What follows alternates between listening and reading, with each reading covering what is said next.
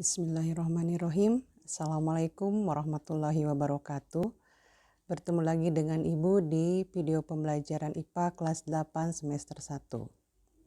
Seperti biasa, sebelum kita memulai pembelajaran, kita berdoa terlebih dahulu. Dipersilakan.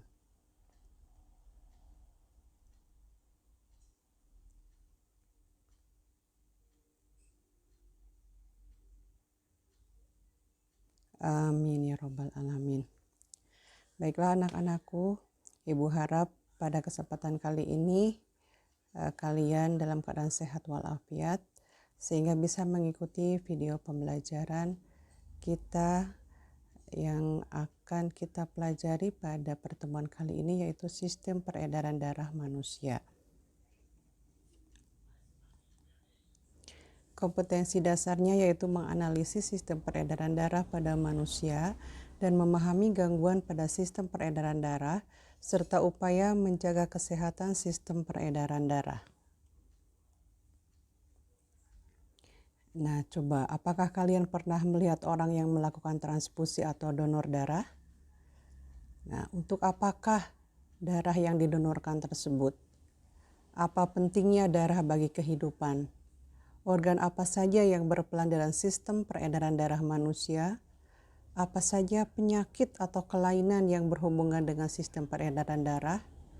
Itu mungkin beberapa pertanyaan yang ada di dalam benak kita. Ya. Nah, sebelum itu tentu kita harus memahami dulu apa yang akan kita pelajari, ya. Karena itu mari kita pelajari bab ini dengan penuh semangat, ya. Nah, struktur dan fungsi sistem peredaran darah. Sebelum kita mengetahui apa fungsi darah, apa pengertian darah, Ibu kasih ilustrasi lagi yang lain. Misalkan apabila seseorang terluka akibat jatuh atau mungkin tersayat oleh pisau, pasti itu akan keluar darah, ya, terluka, ya. Nah, darah itu lambat laun akan berhenti. Nah, kenapa bisa terjadi? Pas di sana ada peristiwa seperti pada akhirnya yaitu peristiwa pembekuan darah, ya. Nah, sekarang kita bahas dulu struktur dan fungsi sistem peredaran darah. Darah merupakan jaringan ikat yang berwujud cair dan tersusun atas dua komponen yaitu plasma dan elemen seluler. Fungsi darah yang pertama mengangkut nutrisi, oksigen, hormon, dan senyawa kimia lain ke seluruh sel-sel tubuh. Yang kedua, pengangkut karbon dioksida dan sisa metabolisme untuk dikeluarkan oleh tubuh. Dan yang ketiga, menjaga tubuh kita dari serangan penyakit. Ya. Kita lihat di sini ada gambar komponen penyusun darah. Ya. Nah, di komponen penyusun darah ini, di sini terlihat bahwa komponen penyusun darah terdiri atas dua bagian utama yaitu plasma dan elemen seluler. Ya. Nah, plasma ini terdiri atas 55%, sedangkan elemen seluler terdiri atas 45%, ya. Nah, plasma ini komposisinya ada air yang berfungsi untuk pelarut, untuk membawa senyawa lainnya. Kemudian ada garam-garam, fungsinya untuk keseimbangan osmotik, buffer pH, dan mengatur permeabilitas membran. Dan kemudian ada protein plasma yang fungsinya adalah untuk keseimbangan osmotik, ya, buffer pH, pembekuan darah, dan sistem pertahanan. Sedangkan senyawa yang ditransportasikan darah itu terdiri atas nutrisi, ya, kemudian juga produk sisa metabolisme, gas-gas respirasi, serta hormon-hormon. Nah, sedangkan di elemen seluler itu adalah kalau dalam keadaan normal terdiri atas sel-sel darah. Ya. Ada 3 jenis sel darah. Yang pertama adalah eritrosit atau sel darah merah. Jumlahnya itu sekitar 5-6 juta. Fungsinya untuk apa? Untuk transport O2 dan CO2. Sedangkan yang kedua adalah leukosit atau sel darah putih.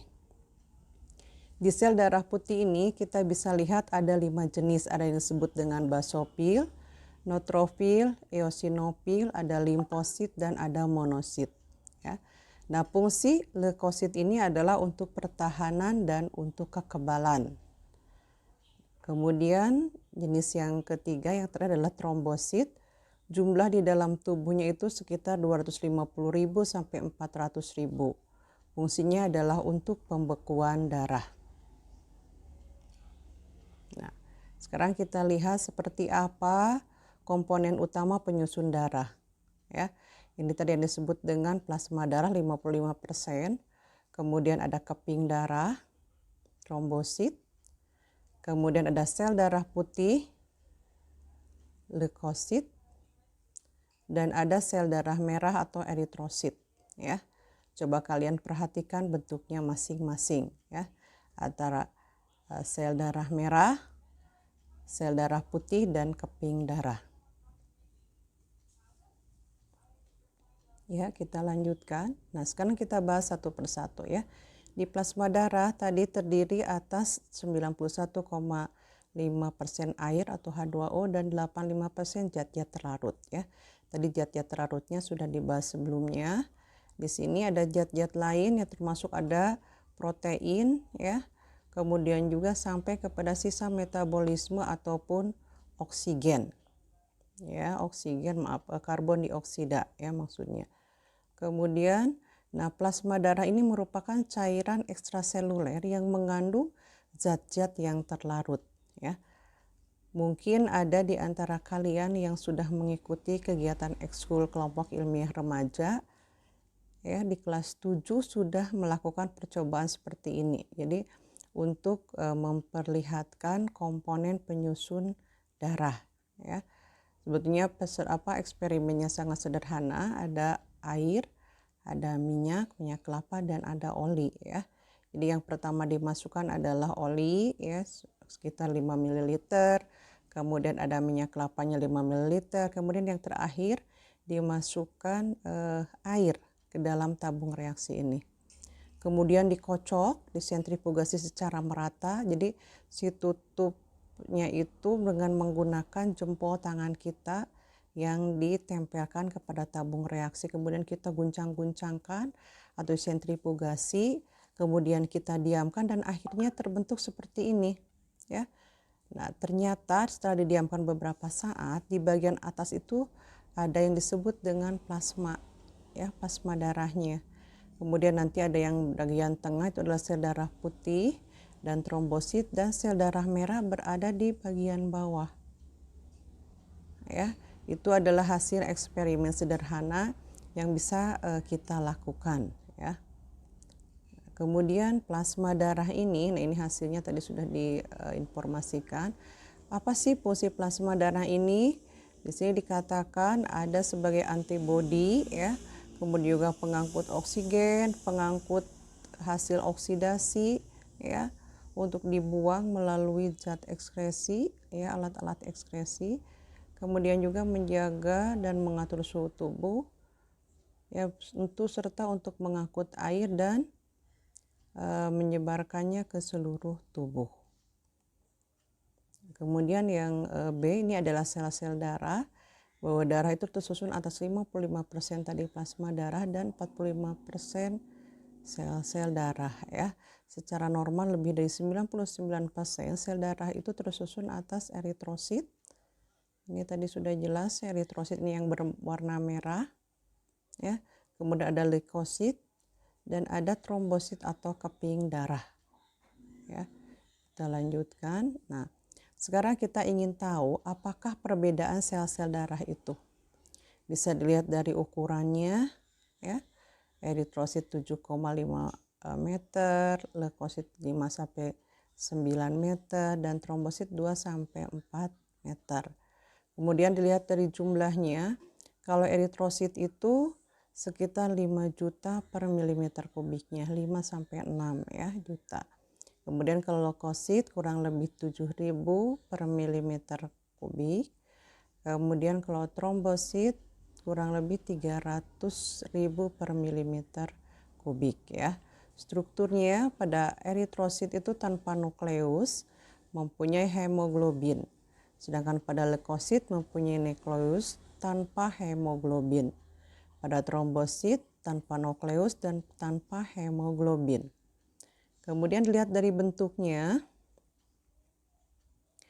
Kalau pada eritrosit itu cakram bikonkav ya. Kalau kita analogikan seperti bentuknya donat tapi tidak berlubang ya. Itu adalah pada eritrosit. Sedangkan pada leukosit itu adalah bentuknya tidak beraturan, sama pada trombosit juga tidak beraturan. Tempat produksinya kalau eritrosit itu adalah pada sumsum merah, kemudian tulang pipi, ya maaf. Kemudian tulang pipi, sedangkan pada leukosit itu pada sumsum tulang dan kelenjar limpa, dan trombosit itu tempat produksinya di sumsum tulang belakang.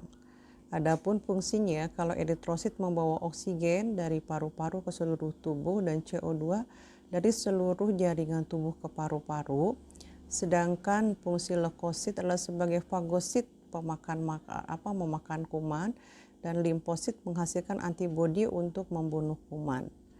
Trombosit fungsinya adalah untuk pembekuan darah. Nah, pada sel darah merah atau eritrosit, ya, di sini ada reaksi kimianya di mana hemoglobin atau Hb ditambah oksigen itu dia akan menghasilkan HBO atau oksihemoglobin ya. Kenapa bisa terjadi? Karena ketika di dalam paru-paru, hemoglobin dalam sel darah merah mempunyai daya ikat yang tinggi terhadap oksigen. Sehingga akan mengikat oksigen membentuk kompleks ya, yang disebut dengan oksihemoglobin. Nah, kemudian ada juga reaksi kimia yang lainnya yang disebut dengan karbominohemoglobin ya. Di mana hemoglobin ini beserta karbon dioksida dia akan menghasilkan HbCO2 ya, atau karbominohemoglobin ya. Hal ini kenapa? Karena ketika sel darah merah berada dalam jaringan tubuh, daya ikat hemoglobin terhadap oksigen berkurang, sehingga oksigen terlepas dari hemoglobin menuju sel-sel tubuh. Sebaliknya, saat berada di dalam jaringan tubuh, daya ikat hemoglobin terhadap karbon dioksida tinggi ya. Nah, karena itu karbon dioksida berikatan dengan hemoglobin membentuk karbominohemoglobin. Itu yang terjadi pada eritrosit. Nah, sekarang pada sel darah putih atau leukosit, ya berdasarkan ada tidaknya butir-butir kasar atau granula dalam sitoplasma leukosit, leukosit itu dibedakan menjadi granulosit dan agranulosit ya.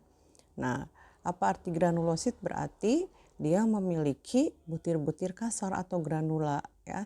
Sedangkan agranulosit tidak memiliki butir-butir kasar atau granula. Ya, yang termasuk leukosit granulosit itu terdiri atas eosinofil, basofil dan neutropil. Sedangkan agranulosit terdiri atas limfosit dan monosit ya. Nah, untuk memahaminya karakter-karakter dari jenis-jenis sel darah putih ini kita perhatikan tabel berikut ini. Nah, di sini dilas ya. Ada granulosit, eosinofil, basofil, neutrofil, ada karakteristiknya beserta fungsinya. Di sini ya. Ini. Kemudian juga ada kelompok agranulosit, ada limfosit dan monosit. Karakteristiknya juga bisa kalian baca ya di sini beserta fungsinya ya. Nah, yang perlu kalian perhatikan adalah bentuk selnya ya. Karena ada kalanya kalau misalkan nanti ada latihan soal yang diperlihatkan adalah bentuk selnya.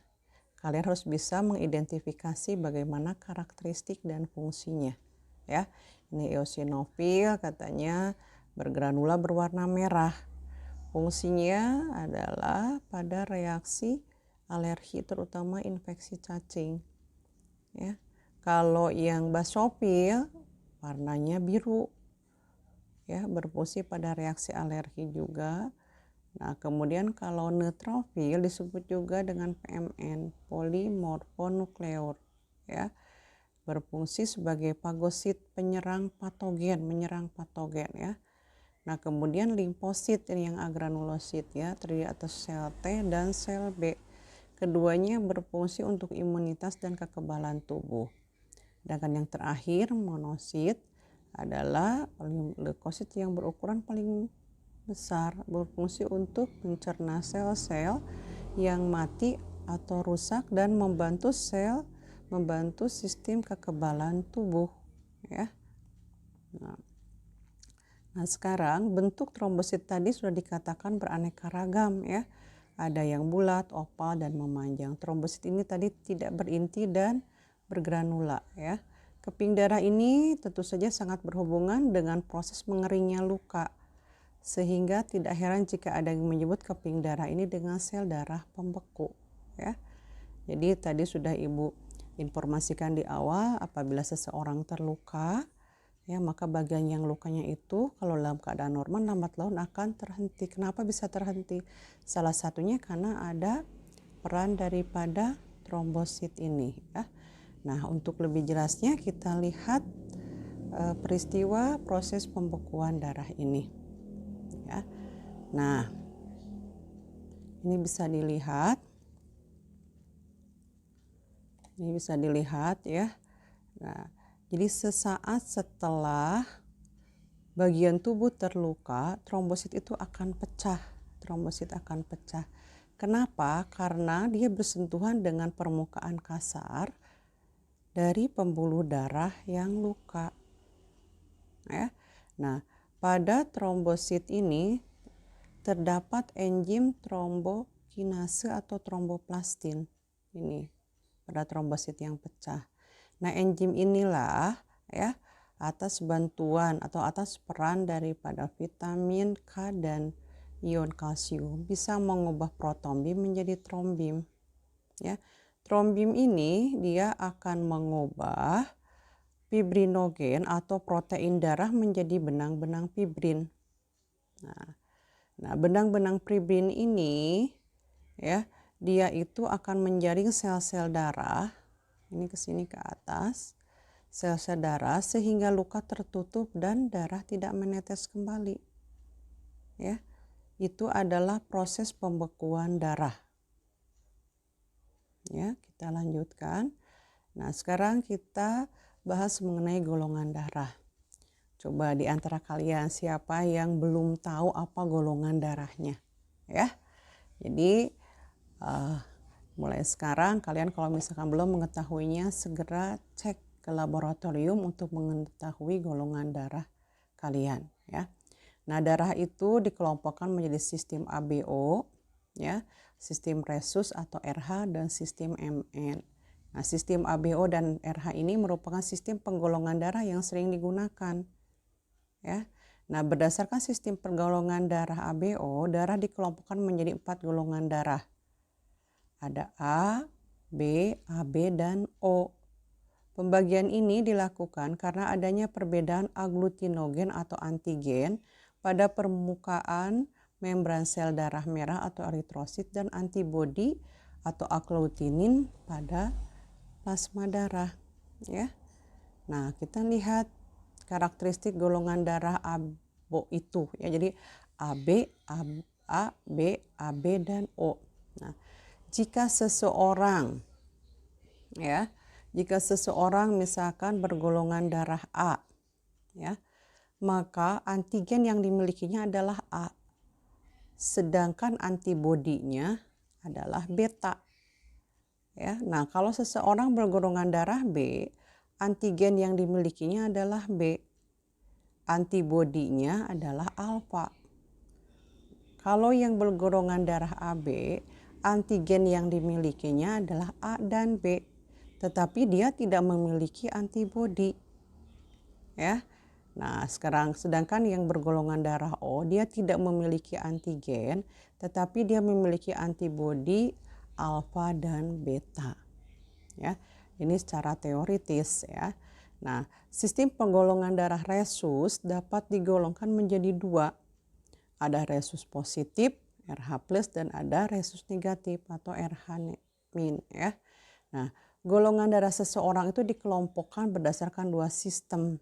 Tadi ya, ada ABO dan resus. Jadi seseorang misalnya memiliki golongan darah A, ya, ada yang resusnya positif dan ada yang resusnya negatif. Ya, jadi kalau misalkan golongan darah B, nah B-nya itu bisa resus positif atau resus negatif. Ini sama berdasarkan hasil pemeriksaan darah di laboratorium. Ya, kita lanjutkan. Nah, sekarang apa sih manfaatnya kita mengetahui golongan darahnya, ya? Coba apa? Nah, tentu saja sangat penting ini. Kenapa? Karena dia akan berperan dalam proses transfusi darah. Apa transfusi darah?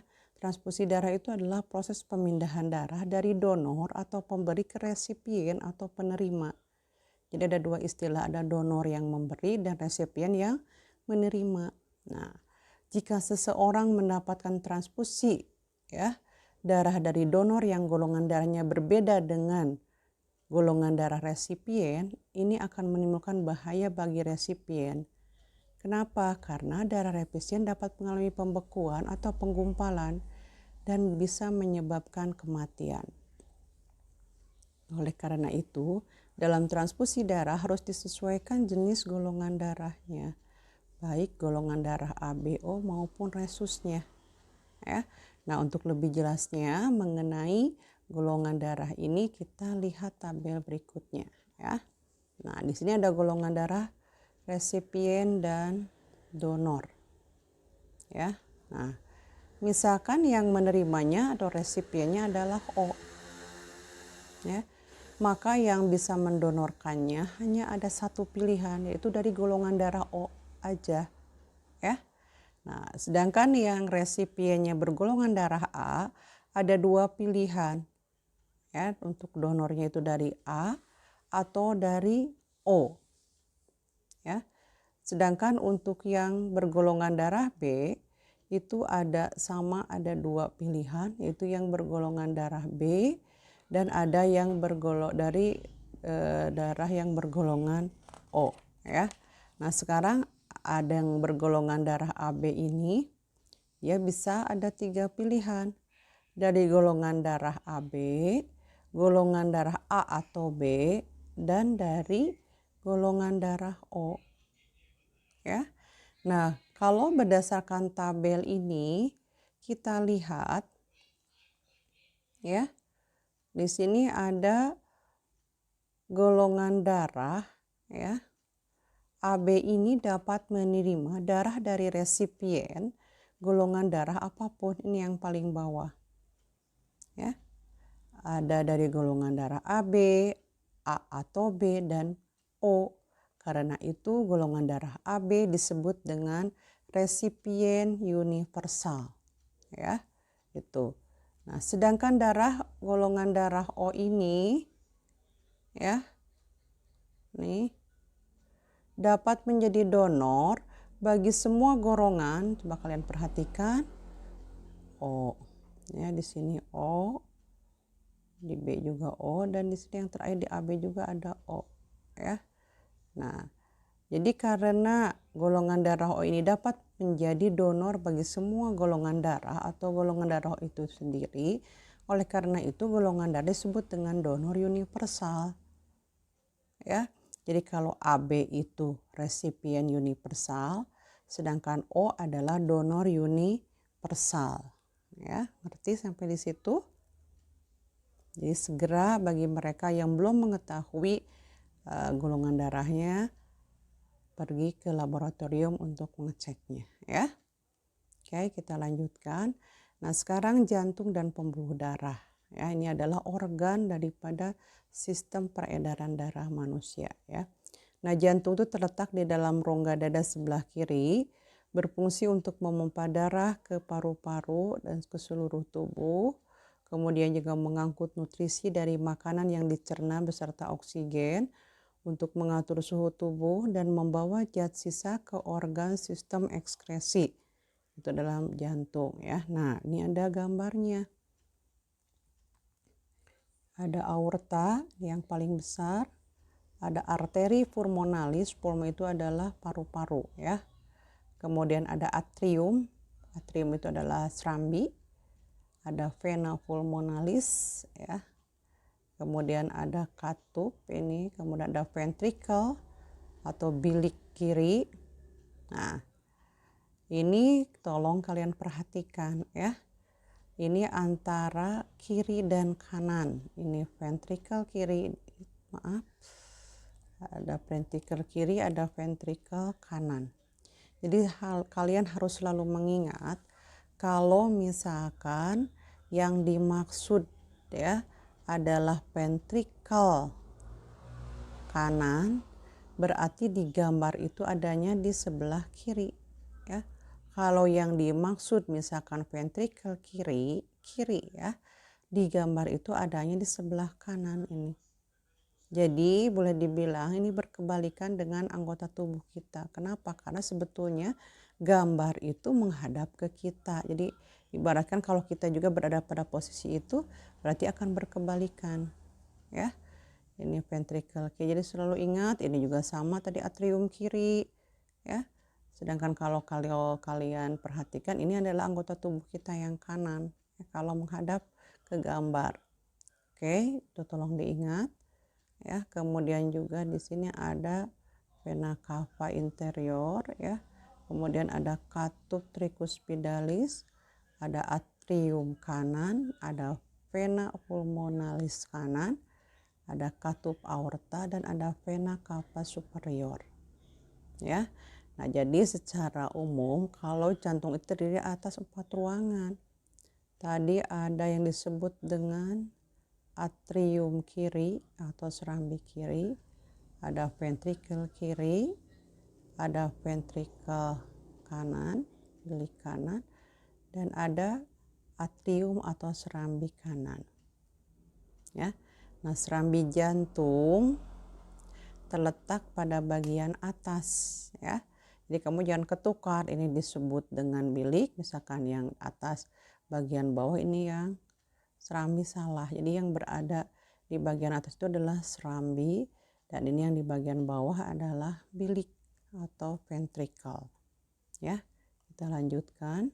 Nah, dalam proses sirkulasi darah tubuh itu akan masuk pertama kali ke serambi kanan ke sini ya, sehingga darah dalam serambi itu banyak mengandung CO2 atau karbon dioksida di sini ya. Dari serambi kanan melalui katup tricuspidalis ini akan masuk ke bilik kanan ya. Nah, katup tricuspidalis ini perlu diingat apa fungsinya, agar darah itu tidak kembali lagi ke serambi kanan. Jadi setelah darah masuk ke bilik kanan, ada katupnya, fungsinya ini agar tidak masuk lagi ke serambi kanan ya.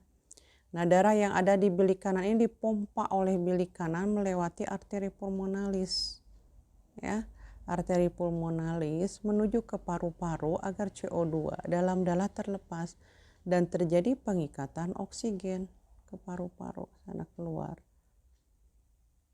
ya. Nah, itu kita lanjutkan. Nah, darah dari paru-paru ini mengalir melalui vena pulmonalis ya, kemudian menuju ke serambi kiri ke sini ya, serambi kiri. Kemudian serambi kiri ini banyak mengandung oksigen, kemudian akan turun melalui katup bicuspidalis menuju ke bilik kiri ya. Nah, bilik kiri ini akan memompa darah ke seluruh tubuh melalui pembuluh aorta ke seluruh tubuh semuanya, jadi melalui aorta ini ya. Nah, sekarang coba, apakah kalian pernah berpikir ya, mengapa jantung itu berdenyut secara otomatis ya, tanpa perlu mendapat perintah ya, sehingga kamu meskipun tidur jantungmu akan tetap berdenyut ya. Tentunya kalau sedang tidur kan kita sedang tidak ingat ya.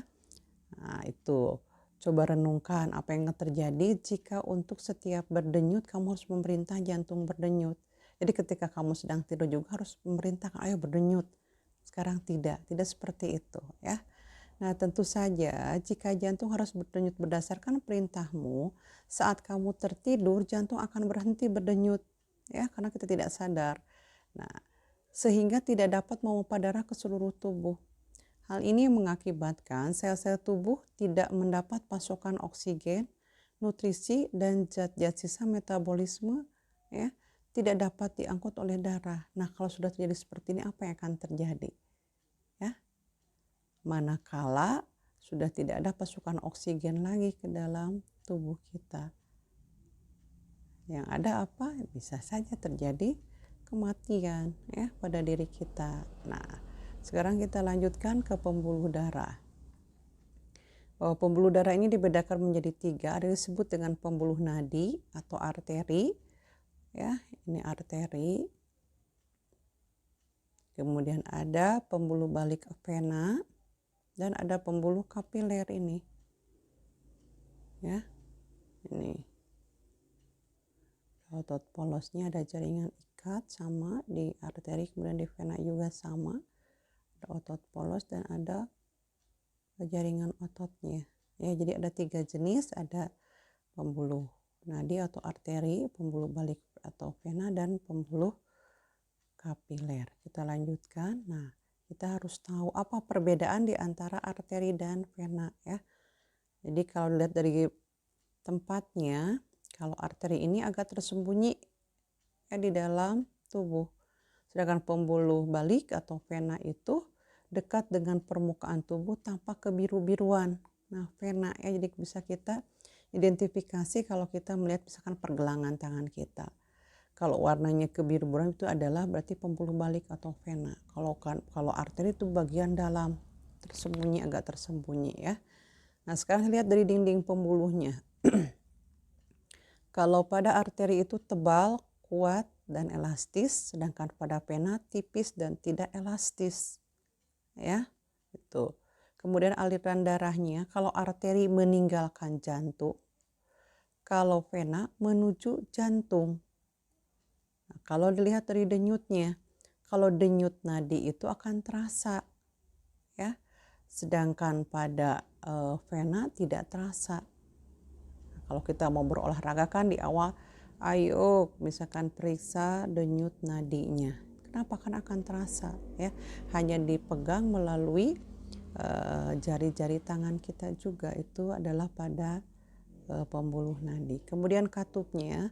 Kalau pada arteri itu hanya satu pada pangkal jantung, sedangkan pada vena banyak di sepanjang pembuluh.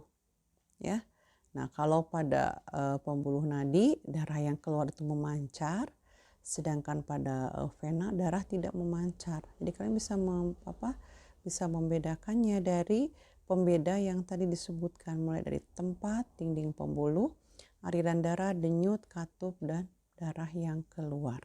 Ya. Kita lanjutkan lagi. Nah, peredaran darah manusia itu termasuk ke dalam peredaran darah tertutup ya, karena selalu berada di dalam pembuluh darah. Selain itu juga termasuk ke dalam peredaran darah ganda. Kenapa? Karena setiap beredar darah melewati jantung 2 kali ya.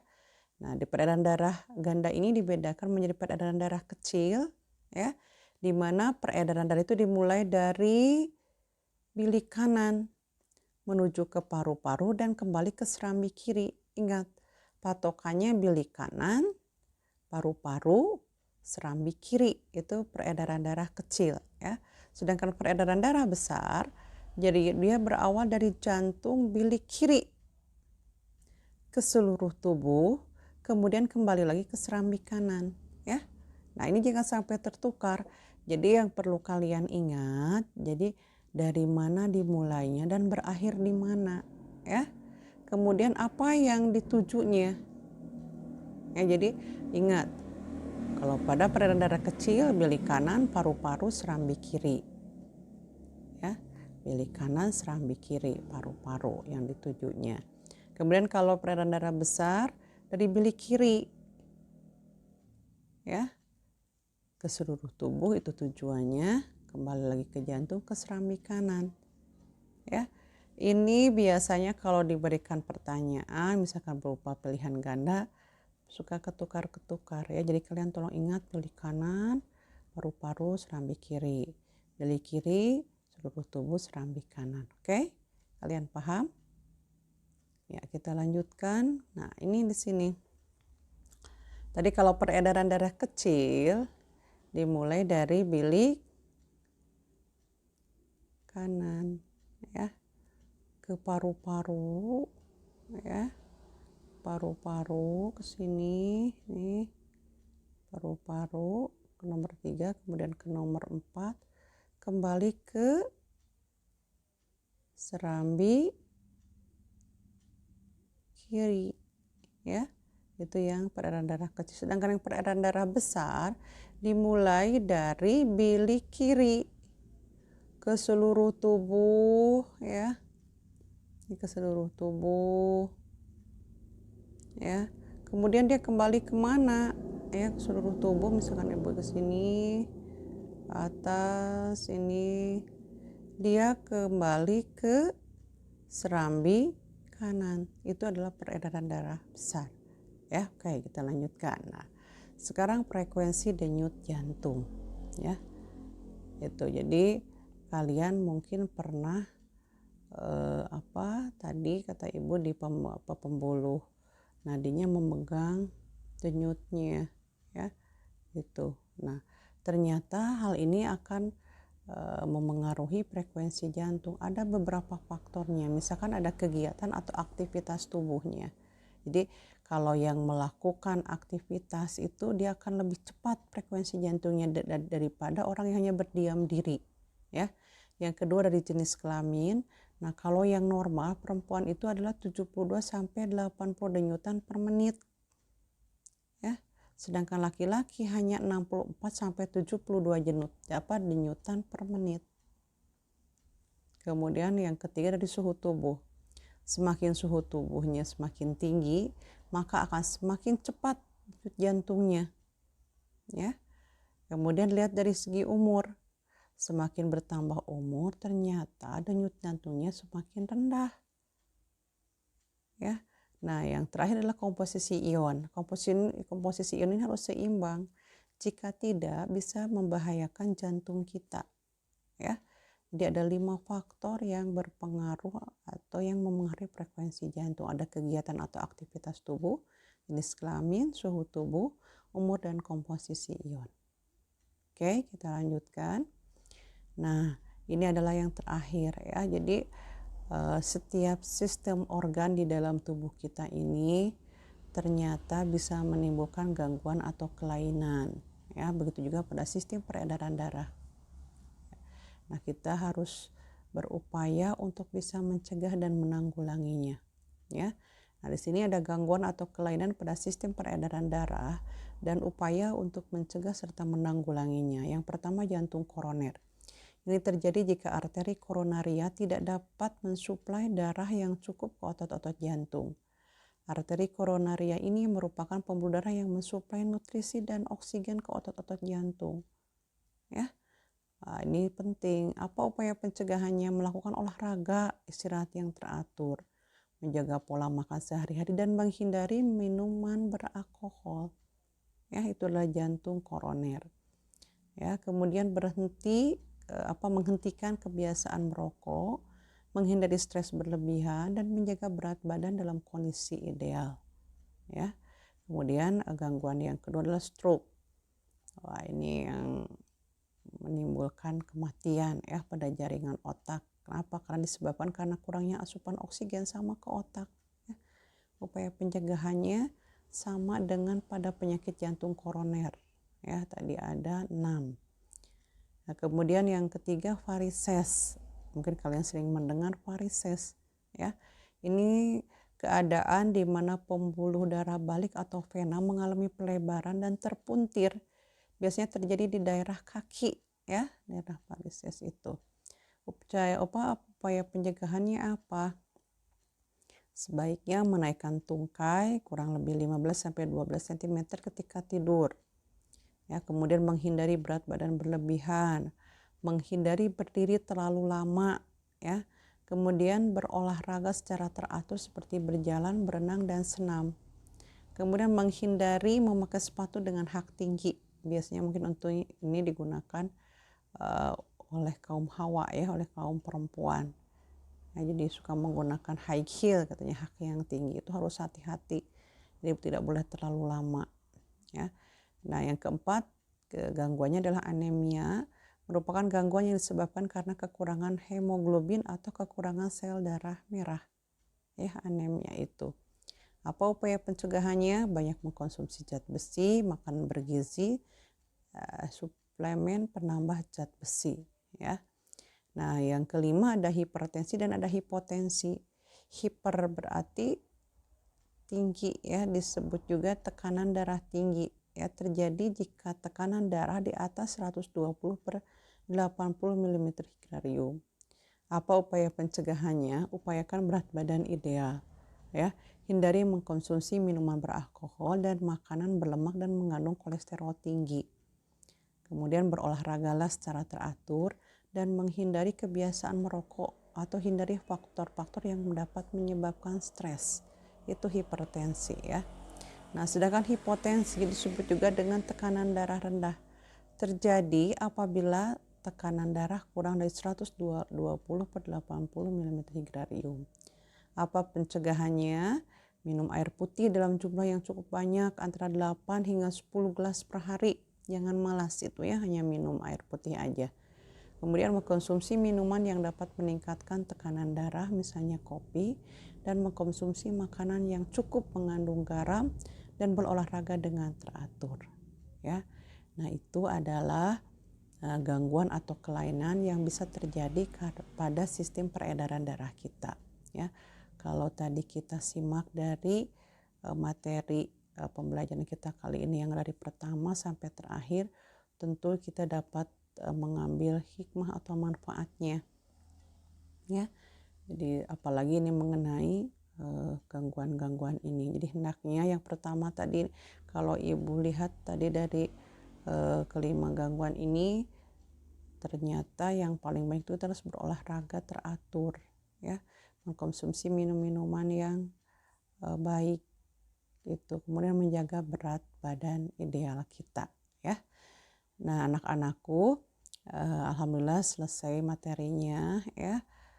Mungkin insya Allah pada video pembelajaran yang akan datang kita akan membahas materi-materi yang lain ya.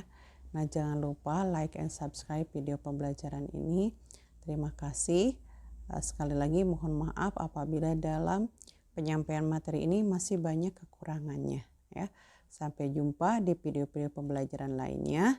Assalamualaikum warahmatullahi wabarakatuh.